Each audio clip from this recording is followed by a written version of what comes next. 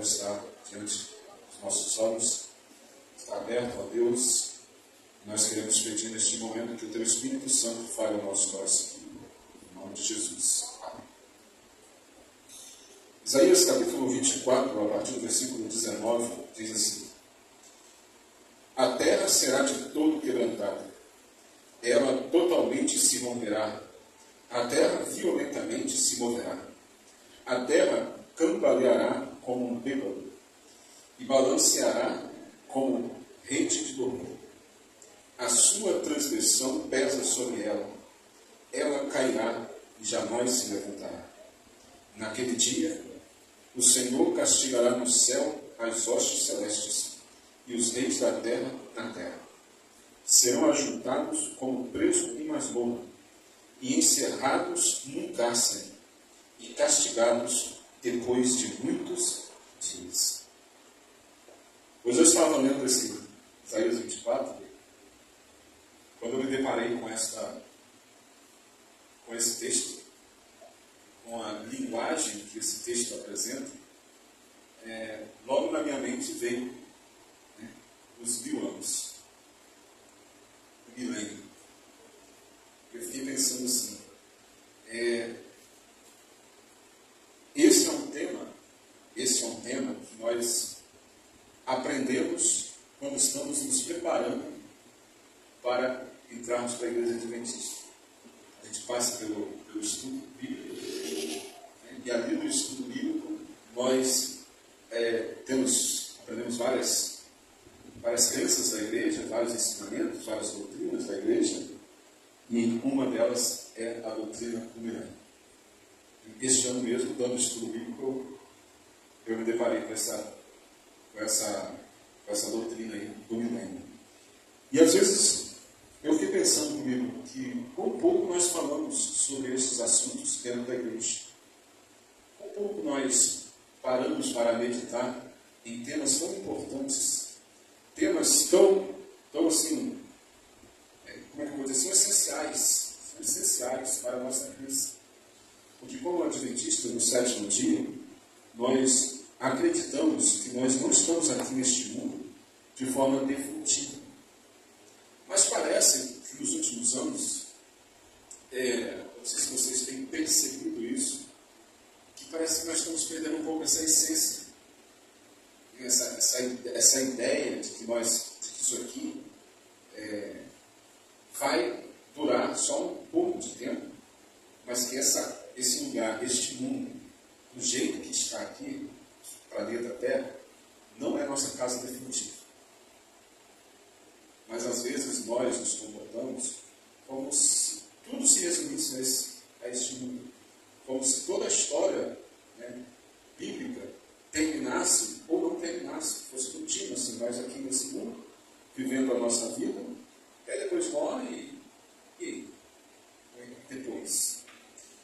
Então é muito importante nós, de vez em quando, ou de vez em sempre, estarmos estudando esses temas, relembrando esses assuntos que fazem parte, ou pelo menos deveriam fazer parte, do nosso estilo de vida.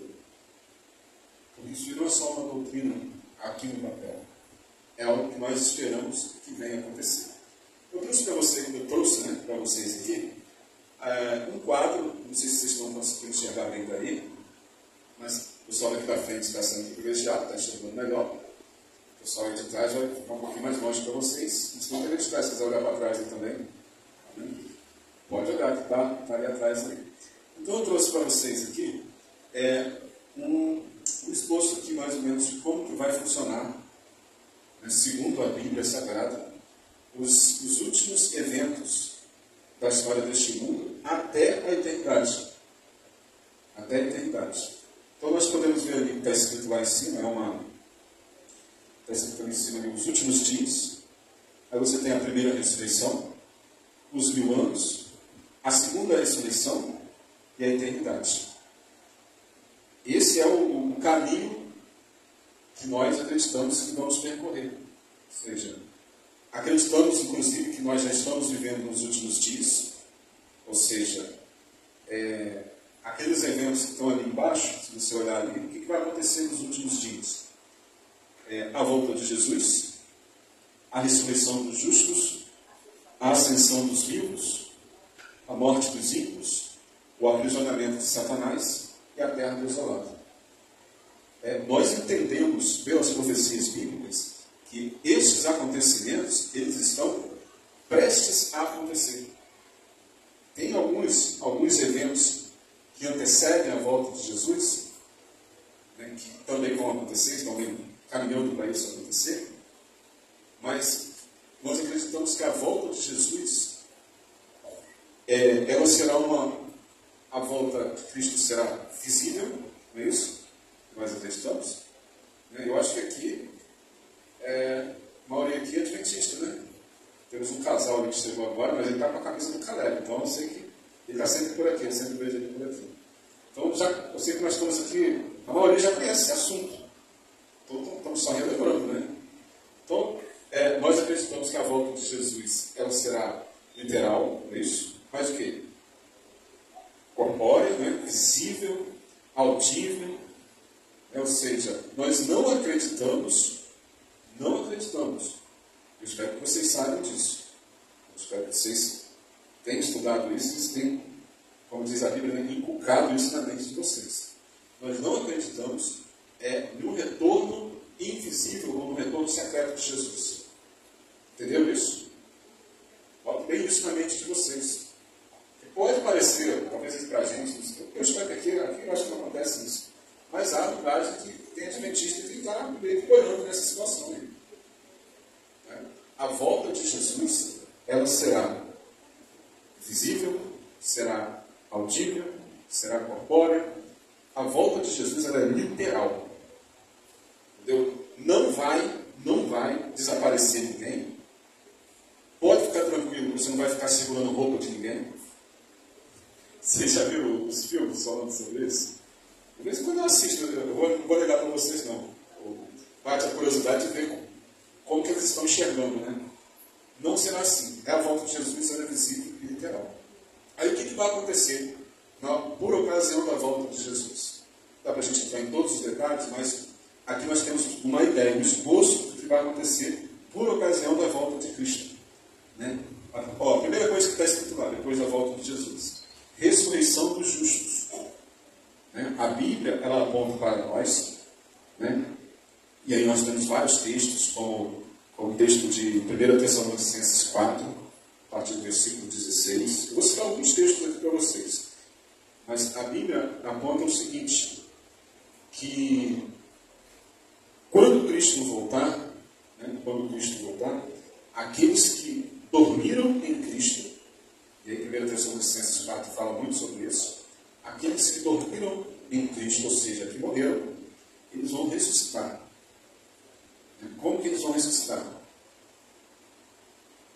Cheios de defeitos, doentes, faltando um pedaço da perna. Não, a Bíblia diz que eles vão ressuscitar perfeitos, com o corpo glorificado. Uma coisa linda. Corpo totalmente transformado. Perfeitos para habitar no céu. Então, haverá a ressurreição dos justos. Né? Nesse mesmo momento, um pouquinho depois, praticamente não, simultaneamente, os justos vivos, né? Os justos que estiverem vivos, entenda que justos é aqueles que vão herdar o reino dos céus. Os justos vivos serão transformados. O apóstolo Paulo, em 1 Coríntios 15, se quiser anotar esses textos, fica à vontade. Mas esse estudo, a gente acha ele até, no meu caso, até na minha Bíblia tem esse estudo. Então, Paulo fala em 1 Coríntios 15 que vão abrir e fechar de olhos, ou seja, de forma instantânea. Você vai buscar o ali, né? E você vai voltar aos seus 20 anos. Olha que beleza. Eu estou doido para isso chegar perto. Doido para isso chegar lá. Então, os justos serão transformados. E em seguida, então, vai haver a ascensão dos vivos. Entendeu? Então, os mortos ressuscitam. E eles ressuscitam e são levados ao céu. Os santos vivos são transformados no abrir e fechar de olhos. Eles são ascendidos ao céu também. E onde vai estar Cristo? 1 Tessalonicenses 4 diz que Jesus vai estar nas nuvens. E isso aqui é um ponto para a gente memorizar isso aqui, gente. A gente precisa ter isso entre como diria um antigo personagem, na ponta da língua. Tem que estar na ponta da língua, gente.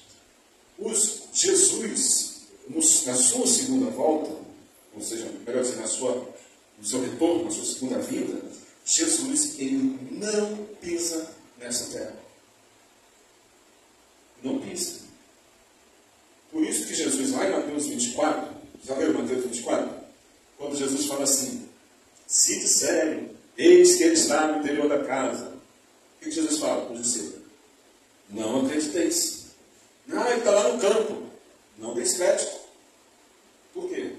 Porque Jesus não vai estar no interior de casa nenhuma, não vai estar em campo nenhum.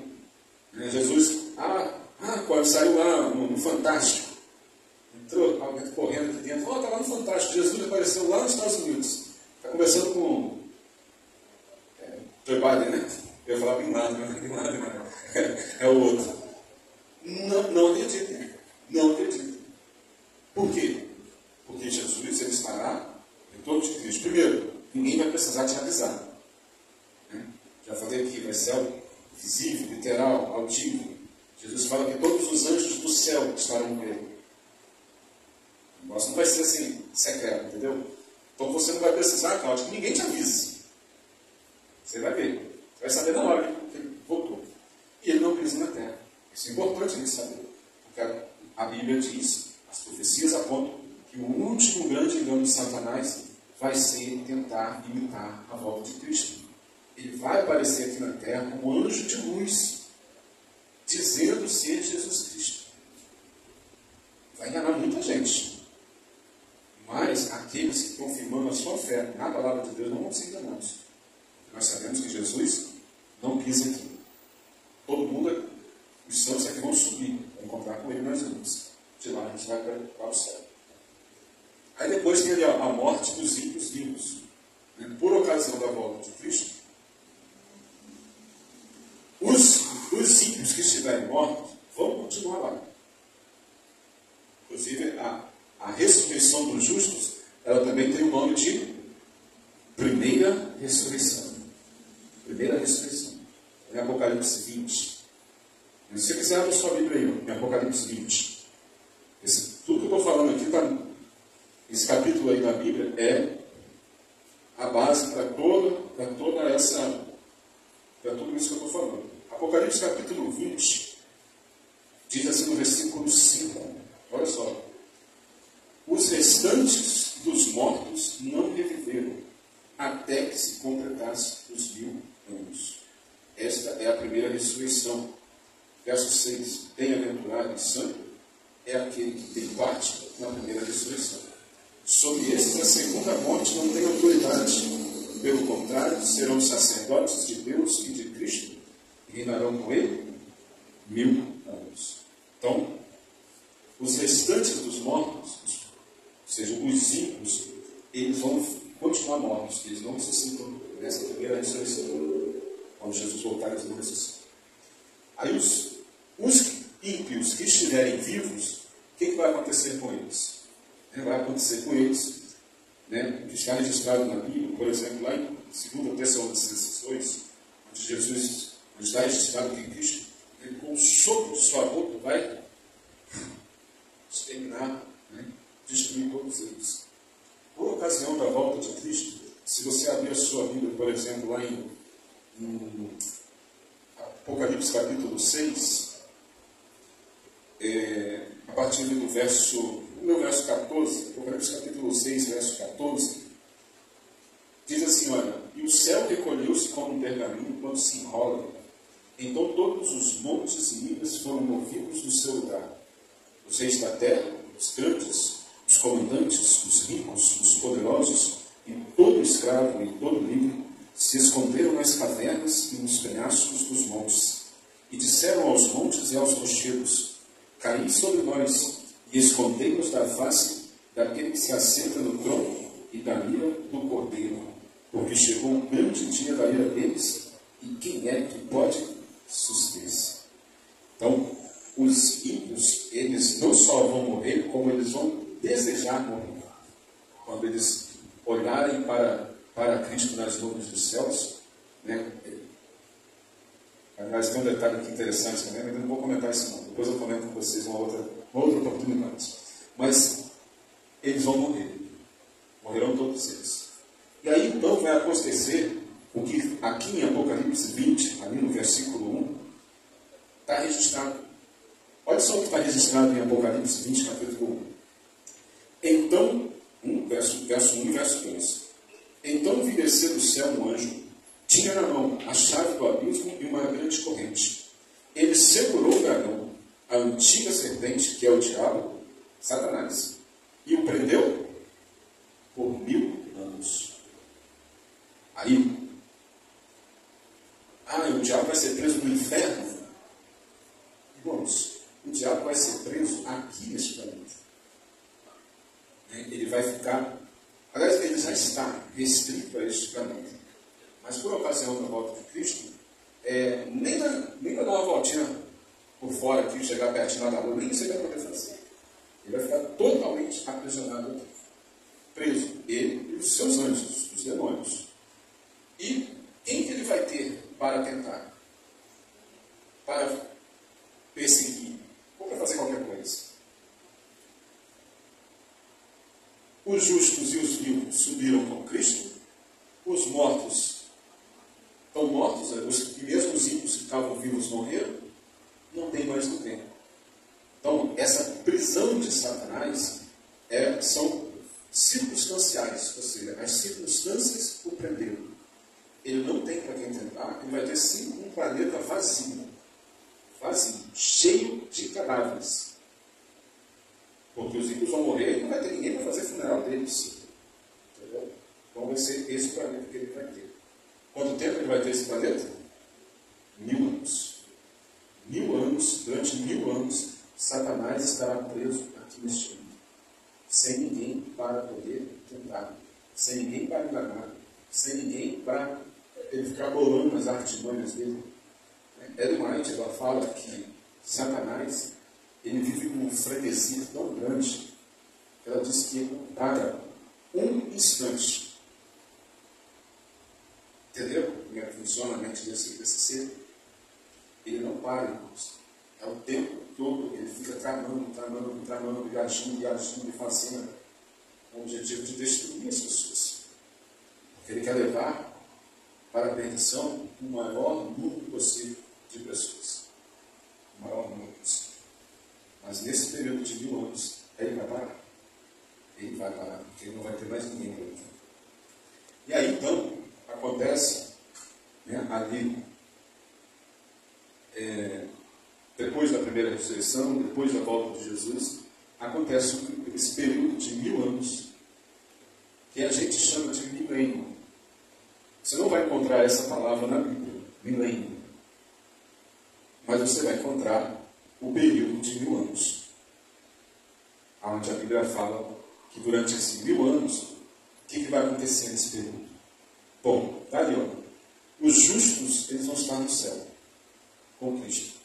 Os ímpios vão estar mortos, eles não ressuscitam. E Satanás circunstancialmente preso, e a terra em descanso. Há uma passagem de Jeremias capítulo 23, que descreve para nós muito bem a respeito disso. Jeremias, capítulo 23.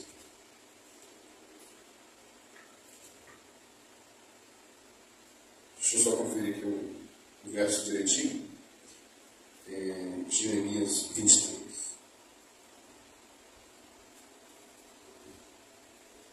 A partir, desculpa, gente, Jeremias 4, a partir do versículo 23. Eu troquei o capítulo pelo versículo. Jeremias 4, a partir do versículo 23. Olha o que diz o profeta Jeremias. Olhei para a terra, e ainda sem forma e vazia, para os céus, e não tinha luz. Olhei para os montes, e eis que tremiam, e todos os outeiros estremeciam. Olhei, e eis que não havia homem nenhum, e todas as aves dos céus haviam fugido. Olhei ainda, e eis que a terra fértil era um deserto, e todas as suas cidades estavam derribadas diante do Senhor, diante do furor da sua ira. Lembre-se que, primariamente, essa profecia de Jeremias era com relação a Israel, de como que Israel ficaria, as cidades de Judá ficariam totalmente destruídas por ocasião da invasão dos babilônios. Mas essa profecia ela também se aplica ao final dos tempos. Se aplica a esse período que a gente chama de milênio. A terra vai estar completamente destruída. E ela vai estar em descanso, ou seja, durante 1000 anos não vai haver ser humano, não vai haver nada que perturbe a ordem desse planeta.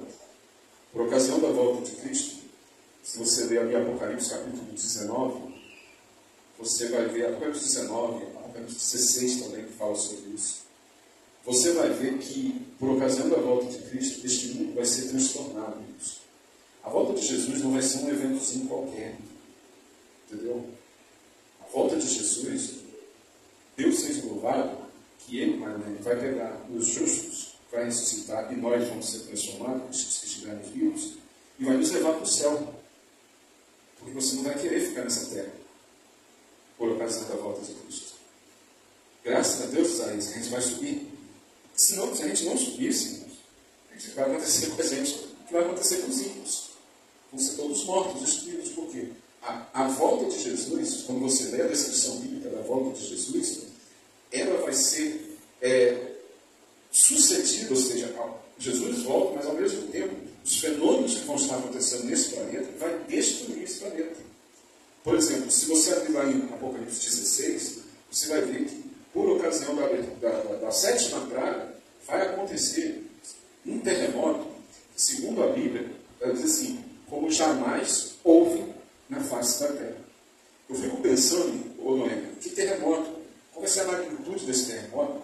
Porque, por exemplo, a gente sabe, por exemplo, que no dilúvio, se você estudar a história do dilúvio, a gente sabe que a história do dilúvio não foi somente uma chuvinha que ficou caindo. A terra foi transtornada. E houve abalos sísmicos. Tanto que se você pegar a terra, você vê que os continentes eles se encaixam um no outro. Você já viu isso? Que eles vão se encaixando? Principalmente a América do Sul com a África, né? Por quê? Porque eram um só continente. Quando Deus cria, você vê lá em Gênesis 1, que Deus cria a porção seca e a água. E Deus faz separação entre a porção seca e a água. Deus não cria continentes. Agora, como é que nasceram esses continentes tudo separados um do outro, cheio de oceano? Foi o dilúvio. Uma coisa terrível. Agora, a Bíblia está dizendo que quando Jesus voltar, vai acontecer algo ainda maior do que isso. Então a terra vai ser destruída. Não vai ficar em um prédiozinho. Apocalipse, não sei, acho que é Apocalipse 16 também. Apocalipse 16 fala que vai haver uma chuva de meteoros, pedras, do peso de um talento, mais ou menos 30 a 35 quilos, vão cair do céu em direção a esse planeta. Vai ser tudo destruído. Entendeu? Os prédios, vai tudo acabar. E fora outras, tsunamis e outros eventos que vão acontecer por ocasião da volta de Cristo. Mas fiquem tranquilos. Aqueles que estão guardados em Cristo não vão estar aqui. Não vão subir. Então isso não vai nos atingir. Mas a terra vai ficar desse jeito que nós vemos aqui em Jeremias, capítulo 4, versículos 23 em diante. Durante os 1000 anos, os salvos vão estar no céu. Né? E nesse período que a gente ficar no céu, a Bíblia diz que nós vamos estar lá julgando, de certa forma. É isso que o texto fala. Que nós vamos estar julgando. É um período do juízo. Né? Que algumas pessoas chamam de juízo comprobatório. Né? Porque se não é um julgamento assim, que os casos já vão ter sido decididos, não vai ter chance nenhuma. Vou ver aqui o caso do fulano que ficou. Eu acho que pode trazer de volta. Não vai ser assim. Vai ser um julgamento de comprovação. Vocês chegam tudo lá no céu. E o Cosmo não chega. Mas vocês vão perguntar, mas o que houve?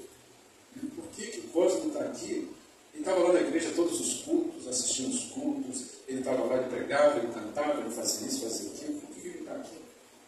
Então, a Bíblia fala que não haverá dúvidas na eternidade. Ninguém vai ficar com dúvida com relação relação ao caráter de Deus.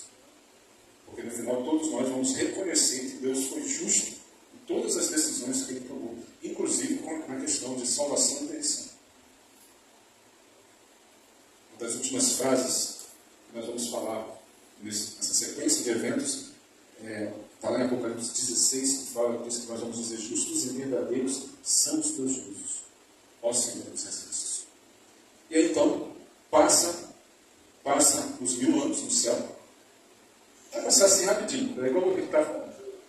Passou 1000 anos. Vocês espantaram. Hoje a gente, eu estava até em casa conversando, né? Hoje não foi ontem. O Manuel veio almoçar aqui com a gente ontem. Aí a gente estava conversando. Aí a gente falou assim: nossa, semana que vem já é Natal. Semana que vem já é Natal, gente. Passou rápido o ano. E está sendo, cada ano está mais rápido, né? As coisas estão acontecendo muito rápido. Aí, irmãos, depois dos 1000 anos, o que vai acontecer? Apocalipse capítulo 20 continua registrando esses acontecimentos. E aí diz, a partir do versículo 7, diz assim: quando, porém, se completarem os 1000 anos, Satanás será solto de sua prisão. Opa, como assim? Deixa eu falar uma coisa para vocês. Quando vocês estiverem lendo o livro de Apocalipse, a gente sabe que o livro de Apocalipse ele é na sua maior parte simbólico. Você não pode ler e entender do jeito que está ali. Não vai aparecer 3 anjos voando no meio do céu. Não é isso. Os anjos na Bíblia são mensageiros.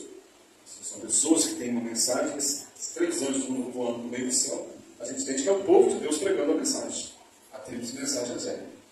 Então, assim, é muito simbolismo no livro do Apocalipse. E um outro detalhe muito importante para a gente entender o livro do Apocalipse é que o livro do Apocalipse ele não é linear. Entendeu o que eu falei? Fica uma coisa linear. Começa aqui e vai embora, até chegar no final. O Apocalipse não funciona desse jeito. Quer dizer, está contando uma coisa aqui, aí ele para de contar, volta lá atrás, falando de outra coisa que está acontecendo lá atrás, aí depois ele volta cá na frente. É que nem o pessoal gosta muito de comparar aqueles filmes que a gente está assistindo um filme, né? Aí você assiste o começo do filme, aí vem uma mulher correndo, desesperada, e alguém correndo atrás dela, e de repente a tela fica escura. Aí você fica assim: e aí, o que aconteceu? Pegou ou não pegou? Aí de repente eles falam assim: 1 semana antes. Aí volta lá atrás. Começa a contar a história lá de trás, né? Contando a história daquela mulher. Aí aparece aquela mulher que estava lá desesperada, correndo, assim: o que aconteceu com a mulher? Eu vou colocar atrás. O Apocalipse trabalha nesse sistema. Ele vai e vem, ele vai e vem. Então, o que aconteceu que levou Satanás a ser solto? Porque a Bíblia está dizendo que ele foi solto. Apocalipse capítulo 21 vai registrar isso. João fala assim no versículo 1: vi novo céu e nova terra, pois o primeiro céu e a primeira terra passaram e o mar já não existe. E ele diz assim, olha, no verso 2: vi também a cidade santa, a nova Jerusalém, que descia do céu da parte de Deus, ataviada como noiva, adornada para o seu esposo. Então, olha, quando terminam os 1000 anos, nós vamos sair do céu. Porque o céu é outro, vou usar esse termo aqui, é um outro mito que a gente precisa aprender que não está na Bíblia. O céu não será a nossa morada pela eternidade. Como assim, cara? Não vai ser? Não. A Bíblia diz que nós vamos habitar num novo céu e uma nova terra. Pela eternidade, a nossa morada vai ser aqui. Mas não nesse estado que está, tá, gente? Vai ser esse mundo aqui, cheio de coisa ruim, não. Um novo céu e uma nova terra. João viu Jesus vindo do céu com a cidade santa. A cidade que ele foi preparar, que a gente vê tantas pessoas, o pessoal gosta de cantar nas músicas, né? Nova Jerusalém, etc. e tal. Esta cidade, Cristo vai colocar todos os redimidos dentro, todos os salvos, todas as eras. Eu acredito que vai ser bilhões de pessoas. E aí Cristo vai sair lá do céu. Eu não sei onde fica o céu. Fica em algum lugar desse universo. Mas eu não sei onde é. E aí ele sai de lá e vem para o planeta Terra. E aí ele desce com a cidade santa sobre este planeta. Lá no Monte das Oliveiras, ele vai descer com a cidade santa. Ele diz que o monte vai se abrir assim, vai formar um vale, onde a cidade vai pousar nesse lugar. E aí Jesus, a Bíblia fala que vai se erguer um grande trono no meio da cidade, e lá, em cima do trono, vai estar Cristo. E aí a palavra de Cristo, ele ordena que todos os mortos ressuscitem. Lembra que nós lemos ali no capítulo 20, ali no versículo 5, que diz que os restantes dos mortos não reviveram até que se completassem os 1000 anos? Então isso vai acontecer. Depois do milênio, a cidade santa vem para este planeta e todos os mortos ímpios vão ressuscitar. E aí, diferente dos santos que ressuscitaram com seu corpo transformado, que ressuscitaram puros, limpos, com o corpo glorificado, não será assim com os santos. Eles vão ressuscitar do jeito que eles morreram. Com as doenças, com as enfermidades, com a maldade do coração. Do jeito que eles morreram, eles ressuscitam. Com um caráter perverso. E aí a Bíblia diz, então, que Satanás é liberto de sua prisão. Ou seja, as circunstâncias que o prendiam agora deixam de existir por um pouco de tempo. E ele tem ali uma multidão de pessoas, de ímpios, que ele vai poder fazer o quê? Verso 8. E sairá a seduzir as nações que há nos 4 cantos da terra, Gog e Magog, a fim de reuni-las para peleja. E o número dessas é como a areia do mar. É assustador, não? O número de ímpios, que vão se perder, é gigantesco. Mas louvado seja Deus que também o número de salvos é tão grande quanto. Satanás agora está solto. E o que ele vai falar para aquelas pessoas? Como que ele engana essas pessoas? Ele vai dizer que ele ressuscitou elas. Ele vai dizer que ele é o legítimo herdeiro. Ele vai dizer que Cristo e aquelas pessoas que estão lá dentro da cidade usurparam o trono dele. Que agora eles precisam conquistar a cidade de volta.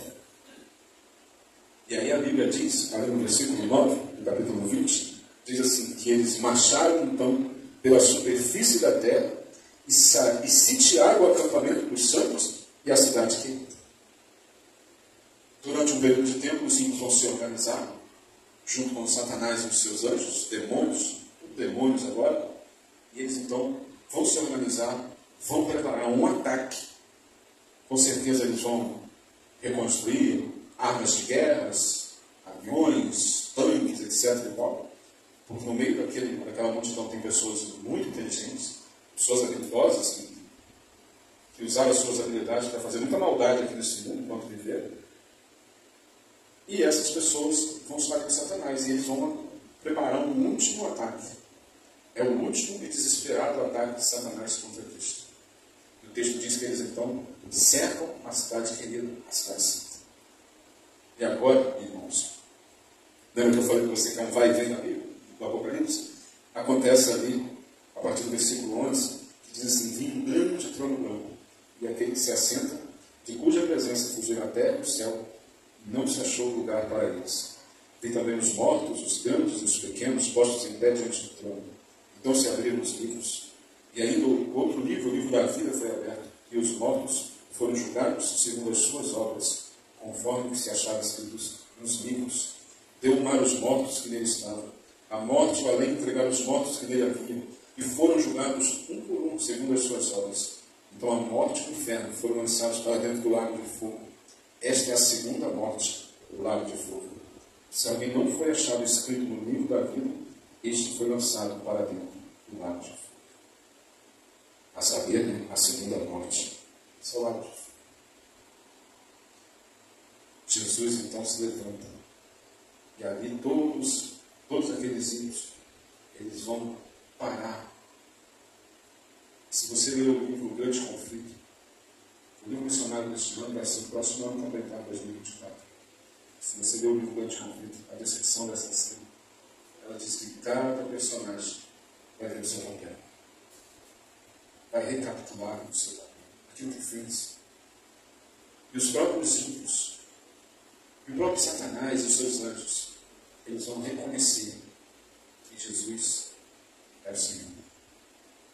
Eu uso uma frase que está lá em Efésios capítulo 2, quando diz, falando sobre Cristo, a Bíblia diz que todo joelho se dobrará, toda língua confessará que Jesus Cristo é o Senhor.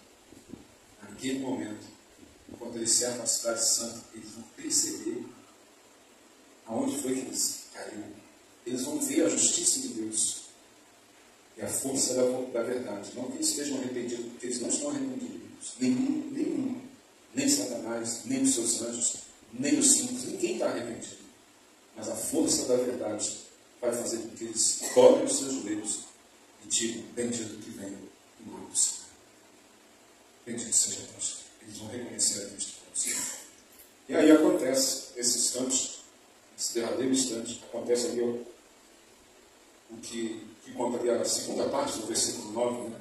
Que diz assim, desceu, porém, fogo do céu e os consumiu. O diabo, o sedutor deles, foi lançado para dentro do lago de fogo e enxofre, onde se encontra não só a besta, como também o falso profeta. E o texto termina dizendo que eles serão atormentados de dia e de noite pelos séculos dos séculos. Mas não vai ser um tormento para a eternidade.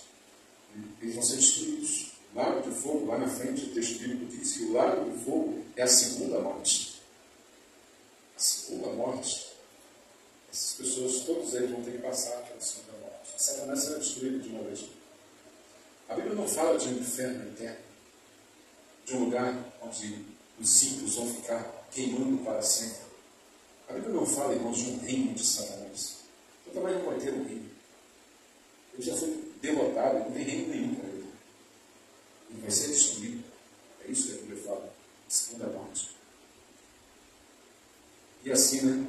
Eu fui descrevendo ali, a santa cidade desce da terra, os ímpios mortos ressuscitam, Satanás é solto, o julgamento final, a destruição final, e aí por fim termina um texto bíblico dizendo, né?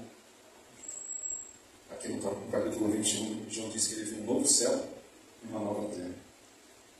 E olha só a descrição, a partir do versículo 3, que João faz desse novo céu e dessa nova terra. Vamos ver até o verso 5, até o verso 5.